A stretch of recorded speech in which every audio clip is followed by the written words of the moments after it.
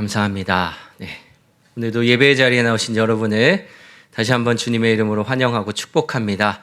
옆에 계신 분들과 인사하겠습니다. 반갑습니다. 환영합니다. 네. 진심으로 반갑습니다. 네. 언제나 말씀드리는 거지만, 네. 진심으로 이 자리에 나오신 여러분을 환영하고 축복합니다. 어떤 나라에 젊은 총리가 있었어요. 그리고 그 나라에 아주 나이가 많은 왕이 있었습니다. 하루는 이 총리가 왕에게 이런 조언을 구합니다. 저는 아직 나이가 젊은데 세상을 살아가면서 유혹에 빠지지 않으려면 어떻게 인생을 살아야겠습니까? 이렇게 조언을 구해요. 그랬더니 왕이 가만히 생각을 하다가 그 옆에 있는 신하를 불러서 얼른 들어가서 금으로 만든 잔에 기름을 가득 부어서 가지고 오라고 명령을 합니다. 그리고 그것을 젊은 총리에게 주면서 자, 이 잔에 기름이 가득한데 이 잔을 가지고 궁전 밖으로 나가서 어디 거리를 돌아오고 어디 모퉁이를 돌아오고 어디 건물을 돌아오되 1시간 이내로 돌아와야 된다. 그런데 조건이 한 가지 있다. 이 컵 안에 담긴 기름을 한 방울도 쏟으면 안 된다. 만약에 기름을 한 방울이라도 쏟으면 그때에는 너의 목이 사라질 줄 알아라. 이렇게 하면서 정말로 칼을 든 군사 한 명을 그 뒤에 붙여서 밖으로 내보냅니다. 기름을 한 방울이라도 흘리면 총리에서 내쫓는다 이런 일이 아니라 목을 없애버린다고 하니까 얼마나 무섭습니까? 자기는 유혹에 빠지지 않는 조언을 구했을 뿐인데 이렇게 무시무시한 말을 하는 왕이 원망스러웠어요. 하지만 왕의 명령이기 때문에 따르지 않을 수 없었습니다. 이 총리가 온 신경을 집중해서 땀을 뻘뻘 흘리면서 왕이 말했던 거리, 왕이 말했던 모퉁이, 왕이 말했던 건물을 지나서 정말로 겨우겨우 1시간 안에 그 컵에 있었던 기름을 한 방울도 흘리지 않고 가지고 왔습니다. 왕이 묻습니다. 당신 정말로 기름을 한 방울도 흘리지 않았는가? 네, 안 흘렸습니다. 그러면서 왕이 질문해요. 그런데 내가 가라고 했던 그 거리에서 어떤 상점, 비단을 파는 상점이 있는데 거기 걸려있는 비단을 보았느냐? 이렇게 질문합니다. 그랬더니 총리가 아니요, 보지 못했습니다. 이렇게 대답을 해요. 거리를 지나다 보면 항상 거기서 맛있는 음식을 파는 장사꾼이 있는데 그 장사꾼이 어떻게 생긴 사람인지 보았느냐? 그랬더니 젊은 총리가 아니요, 보지 못했습니다 라고 대답을 합니다. 왜 못 봤느냐? 라고 물어봤더니 기름을 쏟지 않으려고 온통 여기에만 집중을 하고 있어서 아무것도 보지 못했습니다 라고 대답을 해요. 아니, 내가 뻔히 그 앞을 지나가 놓고도 하나도 보지 못했느냐? 네, 하나도 보지 못했습니다. 이렇게 대답을 합니다. 그랬더니 그때 왕이 씩 웃으면서 이렇게 이야기를 합니다. 그러면 자네 이제 유혹에 넘어가지 않는 방법이 무엇인지 깨달았는가? 이렇게 말을 하더래요. 유혹에 빠지지 않는 방법은 의외로 간단합니다. 우리가 어떤 한 가지 일에 온전히 집중하면요, 허튼 일에 유혹에 빠지지 않습니다. 제가 야구를 굉장히 좋아하는데 야구에 집중하고 있으면요, 누가 뭐라 그래도 야구 중계를 보고 있으면 아무 소리도 들리지 않아요.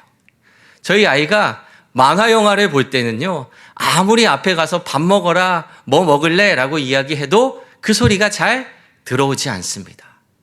우리가 어떠한 일에 집중을 하면요, 다른 이야기가 귀에 들리지 않아요. 우리가 온전히 하나님께 집중할 때에 우리는 세상의 유혹과 시험으로부터 담대하게 바로 설 수 있는 성도들이 될 줄로 믿습니다. 오늘 우리는 함께 열왕기서 45번째 시간을 갖게 됩니다. 오늘 우리가 함께 살펴볼 왕은요, 남왕국 유다의 히스기야라고 하는 왕의 이야기에 대해서 함께 살펴보겠습니다. 이 히스기야 왕의 아버지는요, 아하스라고 하는 왕이었어요.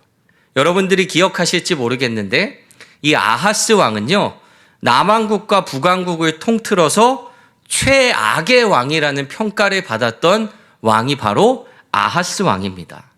기억을 잠시 한번 되짚어 보세요. 어렴풋이 기억이 나실 것 같습니다. 아하스가 유다를 통치하던 시절에 어떤 일이 있었냐 하면요, 북왕국 이스라엘과 아람이라는 두 나라가 연합을 해서 유다 왕국을 침입합니다. 왜 이 두 나라가 연합을 해서 유다를 침략했느냐? 반아수르 동맹이라는 말 제가 했었던 것 같은데 기억이 나실런지 모르겠어요. 그 당시 최강국이었던 아수르로부터 우리가 힘을 합쳐서 한번 잘 살아보자 라고 해서 이스라엘과 아람이 연합을 하고 유다에게도 너희들도 우리와 같이 힘을 합쳐서 아수르에 대항하자라고 제안을 했는데 유다는 그 제안을 받아들이지 않습니다. 이에 화가 난 이스라엘과 아람이 연합을 해서 유다를 침공하지요. 그랬더니 유다는 아수르에게 도움을 요청합니다. 그때 등장하는 왕의 이름이 디글랏 빌레셀 3세라는 왕. 몇 번 이야기를 들어보셨죠? 이 디글랏 빌레셀 3세가 아람을 공격해서 유다를 침략했던 아람을 공격하는 바람에 아람이 급히 퇴진하고 그렇게 유다 왕국은 어려움을 빠져나올 수 있었습니다. 그 이후에 아수르의 왕이 이 유다의 왕 아하스를 자기들이 점령한 다메섹으로 초대를 합니다. 그리고 그곳에 간 아하스 왕은요, 그 다메섹에 있었던 화려한 이방신의 문화를 보고 거기에 흠뻑 빠져버리고 말아요. 그러면서 그때 등장하는 몰록이라는 신이 있었어요. 이 몰록이라는 신은 사람을 제물로 받는, 인신제사를 받는 아주 잔혹한 우상입니다. 이때 아하스 왕이 그 화려한 문화와 그 몰록의 그 인신제사 문화를 보고 우리도 사람을 바치면 이렇게 화려한 문화와 화려한 힘을 가질 수 있는 강국이 될 수 있지 않을까라는 잘못된 생각에 빠지면서 인신제사를 드리는 끔찍한 실수를 저질러 버리고 말아요. 그 사람이 누구냐 하면 아하스 왕입니다. 오늘 주인공인 히스기야 왕의 아버지가 바로 그런 사람이었어요. 오늘 본문에 등장하는 히스기야는 부모로부터 좋은 것을 물려받아야 하는데 좋지 못한 것만 잔뜩 물려받았습니다. 부모에게서 좋은 신앙의 유산을 물려받아야 힘이 되었을 텐데 히스기야는 빚만 잔뜩 물려받은 셈이었습니다. 이 히스기야가 25살에 유다의 왕이 되었습니다. 나라는 엉망이 되어 있는 상태였습니다. 젊은 나이에 왕의 자리에 올라가서 생각하고 판단하고 결정해야 할 일이 무수히 많이 있었습니다. 그런데 정말로 다행스럽게도 이 히스기야는 아버지 아하스 왕과는 완전히 다른 길을 걸었어요. 오늘 본문은 히스기야를 이렇게 평가합니다. 우리 3절과 4절 말씀 함께 읽겠습니다. 히스기야가 그의 조상 다윗의 여호와께서 보시기에 정직하게 행하여 그가 여러 산당들을 제거하며 주상을 깨뜨리며 아세라 목상을 찍으며 모세가 만들었던 놋뱀을 이스라엘 자손이 이때까지 향하여 분향함으로 그것을 부수고 느후수단이라 일컬었더라. 히스기야라고 하는 왕은요, 남왕국과 북왕국을 통틀어 처음으로 산당까지 제거했던 왕이었습니다. 여러 왕들이 여러 번에 걸쳐서 이스라엘의 종교 개혁을 진행해 왔습니다. 우상의 흔적을 지우고 여호와 하나님 한 분만을 남기기 위해 많은 왕들이 노력했어요. 그런데 번번이 해결하지 못했던 과제가 하나 있습니다. 그게 뭐냐 하면 산당을 없애는 거였어요. 산당. 이 산당이라는 곳은 원래 이방신에게 제사를 지내던 곳이었습니다. 그런데 이스라엘이 가나안을 정복한 이후에 이곳에서 하나님께 제사를 드리기 시작했습니다. 그 산당이라고 하는 장소를 사용해서 거기서 제사를 드린 거예요. 우리가 잘 알고 있는 솔로몬의 1000번제, 어디서 그 1000번의 제사를 드렸는지 여러분들 알고 계신가요? 기브온 산당입니다. 솔로몬도요, 기브온 산당에서 1000번의 제사를 드렸어요.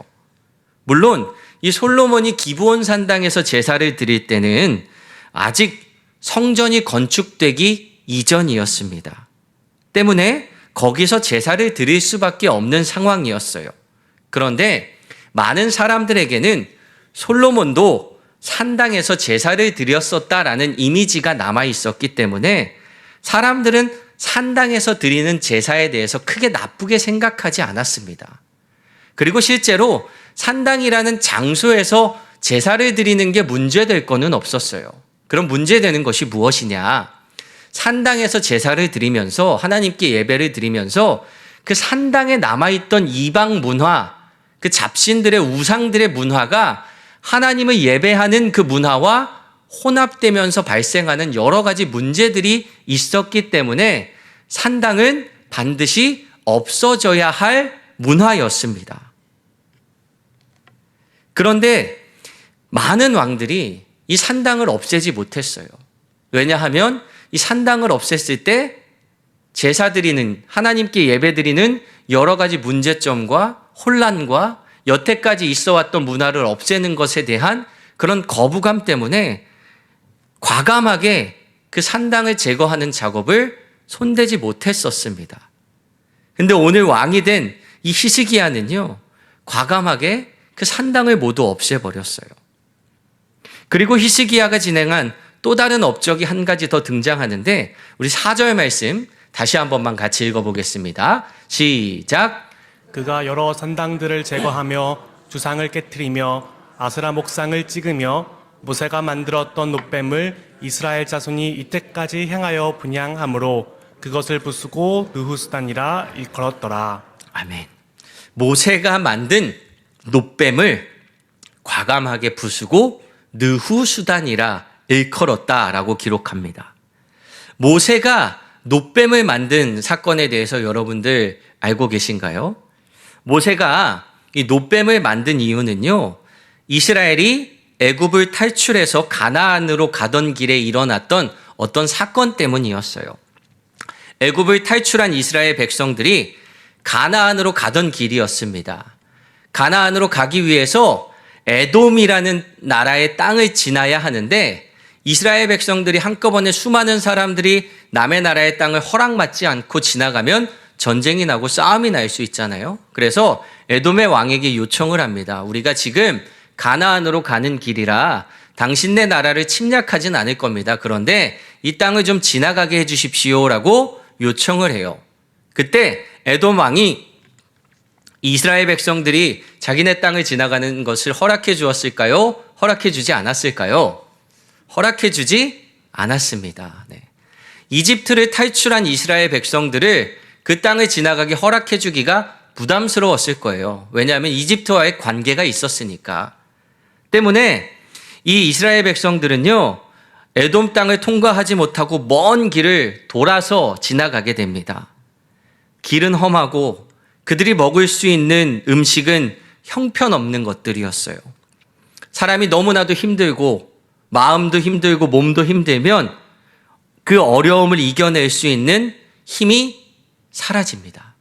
체력이 좀 남아있으면 그래도 열심히 해봐야지 하는 생각이 드는데 이스라엘 백성들이 너무나도 많이 지쳤어요. 그러니까 여기저기서 불평과 불만이 쏟아져 나오고 급기야 모세를 원망합니다.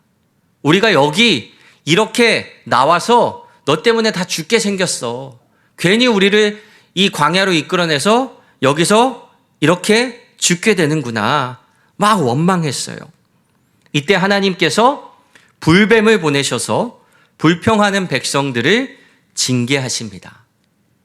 이때까지 힘든 광야 생활을 하는 가운데서도 하나님이 안전하게 지키시고 하나님이 인도하셨다라는 사실은 모르고 그저 자기들이 조금 힘들다고 자기들의 상황이 조금 어렵다고 불평과 불만을 쏟아놓는 백성들에게 하나님이 불뱀을 통하여 징계하신 거예요. 이로 인해서 여러 백성들이 목숨을 잃었습니다.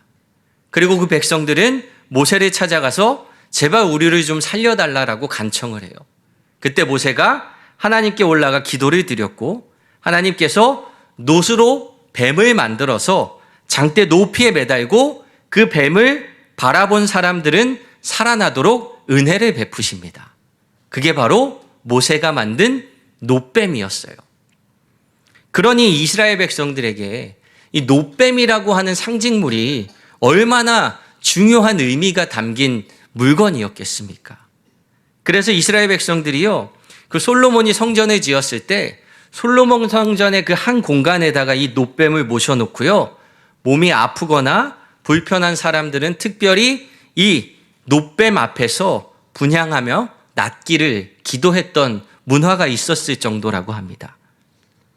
그런데 사람들이 이 놋뱀의 앞에서 기도를 드리면서 그들의 믿음과 신앙의 대상이 혼동스럽기 시작하는 거예요. 놋뱀이라는 것은 하나님께서 이스라엘 백성들에게 역사하셨던 그 흔적이고 상징물인데 사람들은 놋뱀 앞에서 분향을 하면서 이 놋뱀이, 놋으로 만든 뱀이 우리를 치유하고 우리를 구원해 줄 것이다라는 하나님으로 착각하기 시작합니다. 하나님이 예배의 대상이 되는 게 아니라 놋으로 만든 뱀이 예배의 대상이 돼버리고 마는 거예요. 간혹 우리도 비슷한 혼동에 빠질 때가 있어요. 우리 기독교의 상징물이 되어 있는 십자가를 그렇게 혼동하는 경우가 있고요. 또 하나님의 말씀이 담긴 성경책을 그런 방식으로 혼동하는 경우가 있습니다. 제가 지금 드리는 말씀이 십자가가 중요하지 않고 성경책이 중요하지 않고 성스럽지 않다, 이런 말씀을 드리려는 게 아니에요. 이 십자가 여러분들도 보시고 계시고 교회마다 십자가가 다 있잖아요. 그런데 이 십자가는요, 예수님께서 나를 위해 피 흘려 돌아가신 곳입니다. 우리가 저 십자가를 보고 있으면요, 나를 향한 예수님의 사랑과 은혜가 깊이 와닿습니다. 그러면서 저 십자가를 바라보면서 나를 향한 그 하나님의 사랑과 은혜를 떠올리게 되는 상징물이에요. 그런데 저 십자가 자체에서 어떤 특별한 힘이나 능력이 나오는 건 아닙니다. 우리가 십자가를 목에 걸고 다닌다고, 십자가를 팔에 두르고 다닌다고, 십자가를 주머니에 넣고 다닌다고 갑자기 나에게 막 초인적인 힘이 나온다거나 내가 뭐 병으로부터 뭐 애군을 물리쳐 준다거나 그런 특별한 능력을 가지고 있는 물건은 아니에요. 십자가를 보면서 하나님의 은혜를 떠올리는 거고, 십자가를 보면서 나와 함께하는 하나님을 기억하는 거고, 그렇게 내가 하나님과 동행하기 때문에 하나님이 나에게 힘을 주시고 하나님이 나에게 은혜를 베풀어 주시는 거지, 십자가가 나에게 힘을 주는 건 아니라는 말씀이에요. 마찬가지로 성경책도 같은 의미입니다. 이 성경책은 하나님께서 이 땅에 역사하신 내용, 하나님의 일, 하나님의 뜻을 사람들이 글로 기록하여 남겨놓은 문서예요. 종이. 우리는 이 말씀을 통해서 하나님이 이 땅에 어떻게 역사하시는지, 하나님이 우리에게 바라시는 삶이 무엇인지, 우리는 하나님을 어떻게 예배하는 백성이 되어야 하는지를 이 성경책을 통해서, 하나님의 말씀을 통해서 알아가게 됩니다.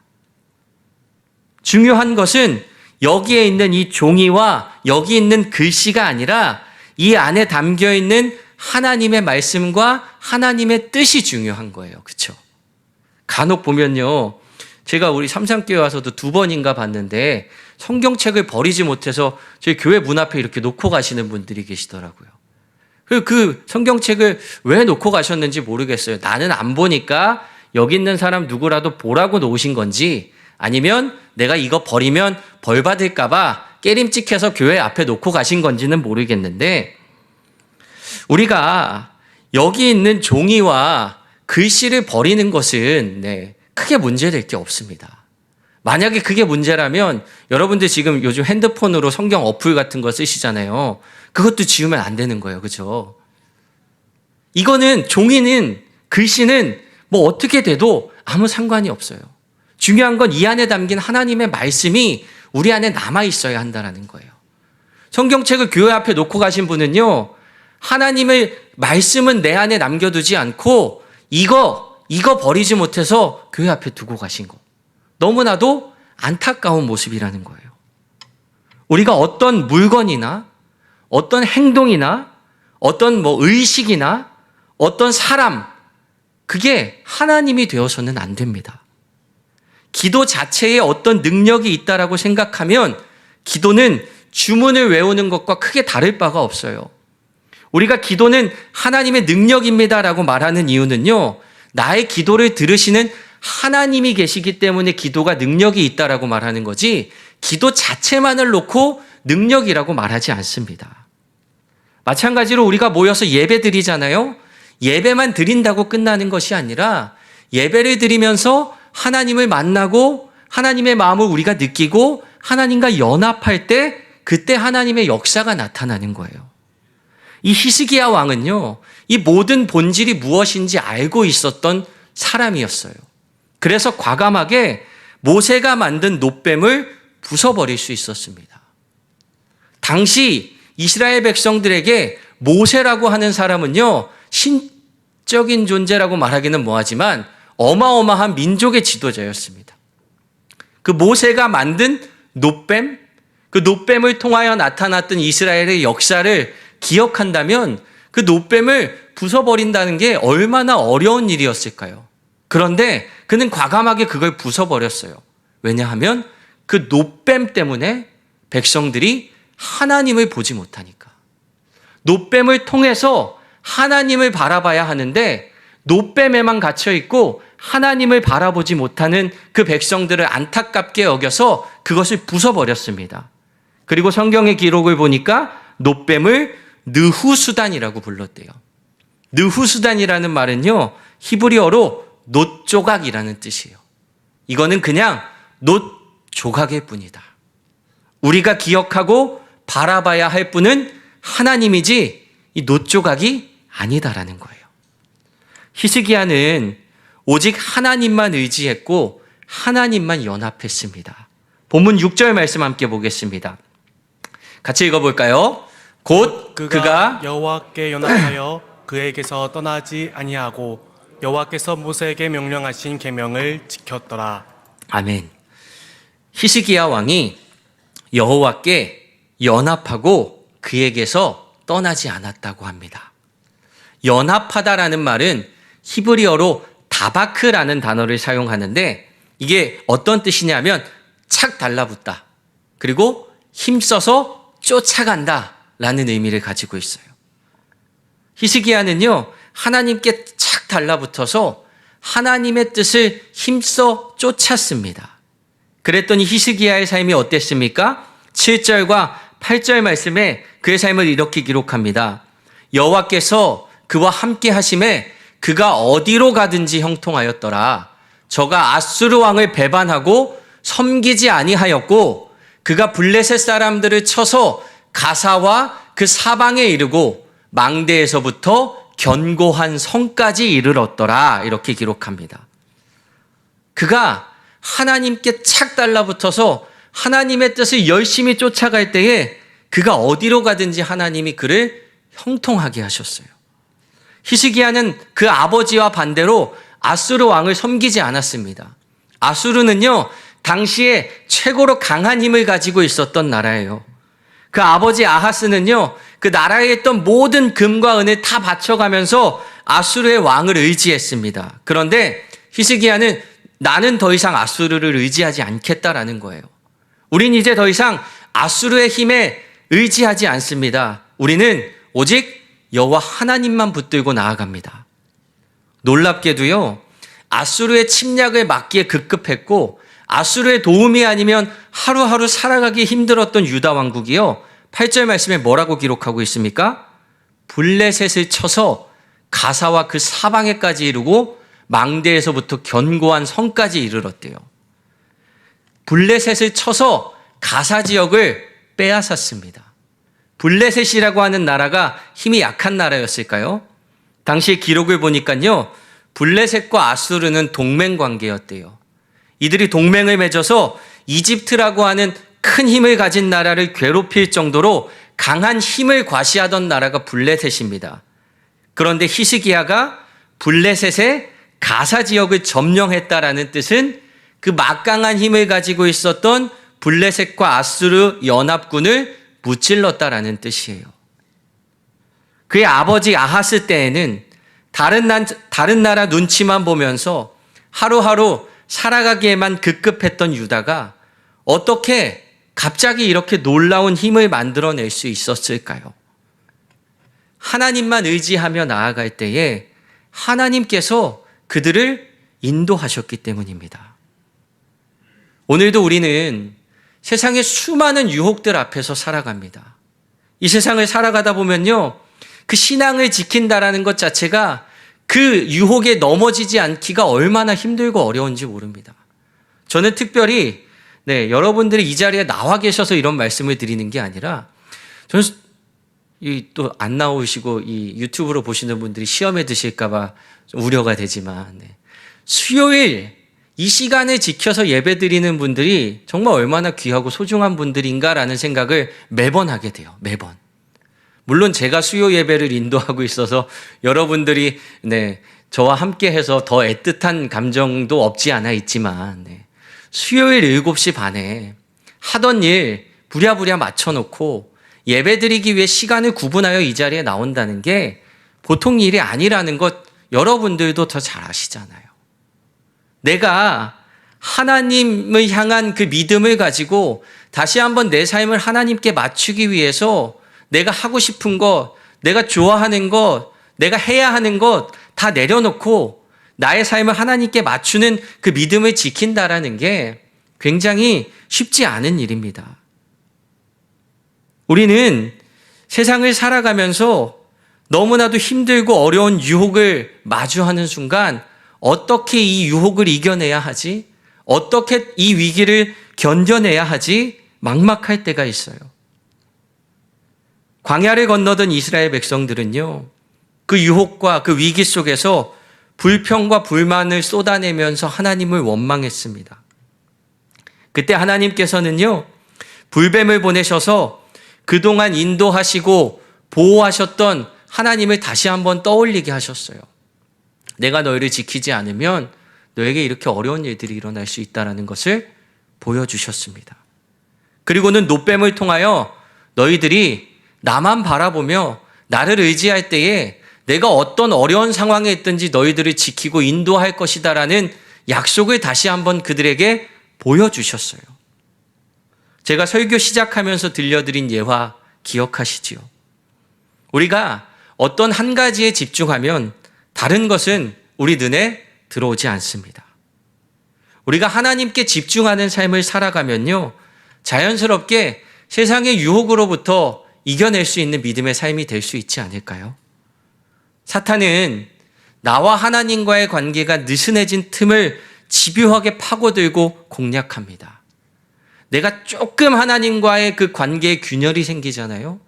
그 틈을 통해서 얼마나 나를 흔들고 위협하고 넘어뜨리려고 하는지 몰라요. 내가 교회 안에서 하나님과는 아무 관계가 없어요. 그런데 교회 안에서 다른 어떤 사람과의 그 사소한 그 인간적인 문제가 생겼을 때 사탄은요, 그 문제를 파고들어서 나와 하나님과의 관계까지 멀어지게 만들려고 합니다. 내가 지금 재정적인 문제로 어려움을 당하고 있다면 사탄은 그 재정적인 문제를 계속 공략해서요, 하나님과 우리의 관계를 멀게 떨어뜨려 놓으려고 합니다. 내가 지금 건강의 문제를 당하고 있다면요, 사탄은 또 그 건강의 문제를 집요하게 파고들어서 하나님과 우리의 관계를 떨어뜨려 놓으려고 해요. 우리가 내 시선을, 내 관심을 이쪽으로 빼앗기는 순간 하나님으로부터 멀어질 수밖에 없어요. 아까 금잔에 가득 든 기름을 흘리지 않기 위해서 이것만 바라보고 갔던 그 젊은 총리의 모습을 한번 떠올려 보십시오. 저는 우리의 신앙이 이 하나님 한 분만 바라보면서 나아갈 수 있는 그런 아름다운 신앙이 되기를 소망합니다. 하나님만 의지하며 하나님만 바라보고 나아가면 세상의 다른 어떤 것도 문제되지 않습니다. 왜냐하면요, 내가 바라보는 이 하나님, 내가 의지하는 이 하나님이 온 세상 만물을 창조하시고 다스리시는 분이기 때문이에요. 그분이 다스리시는 세상이고 그분이 창조하신 세상인데 그 세상 안에 살아가는 우리에게 어떤 문제가 있을 수 있겠습니까? 내가 하나님만 바라보고 내가 하나님만 의지하는데 하나님 어째서 내 문제를 그냥 지나치실 수 있겠습니까? 그 믿음 가지고 하나님을 바라보는 여러분 되시기를 소망합니다. 아까 이 히스기야 왕이 오직 하나님과 연합하는 삶을 살았다 이야기했습니다. 연합하다라는 말은 히브리어로 다바크, 착 달라붙다, 끈질기게 쫓아간다라는 뜻이에요. 그가 하나님께 착 달라붙어서 하나님만 쫓아갈 때에 하나님이 그가 하는 모든 일을 형통하게 하셨대요. 이 말을 우리에게 적용하면 어떻게 될까요? 우리가 하나님과 연합하여 하나님께 착 달라붙어서 하나님만 쫓아가는 삶을 살아가면 하나님께서 여러분이 하시는 모든 일을 형통하게 인도하실 줄로 믿습니다. 오늘도 그 믿음 다시 한번 우리의 마음속에 깊이 새기며 하나님을 따라가는 여러분들의 귀한 신앙이 되시기를 축복합니다. 설교를 마무리하면서 우리 아까 함께 불렀던 찬송가 370장 한 번 더 찬양했으면 좋겠어요. 이 찬양의 가사를 다시 한번 보시면요, 주 안에 있는 나에게 딴 근심 있으랴 십자가 밑에 나아가 내 짐을 풀었네. 주님을 찬송하면서 할렐루야 내 앞길 멀고 험해도 나 주님만 따라가리. 주 안에 있는 우리에게는 그 어떤 근심과 걱정과 두려움도 없습니다. 내가 하나님만 바라보며 나아갈 때에 세상의 어떤 유혹과 어려움도 담대히 이겨낼 수 있는 믿음이 될 줄로 믿습니다. 이 고백 가지고 함께 이 찬양 같이 고백하도록 하겠습니다.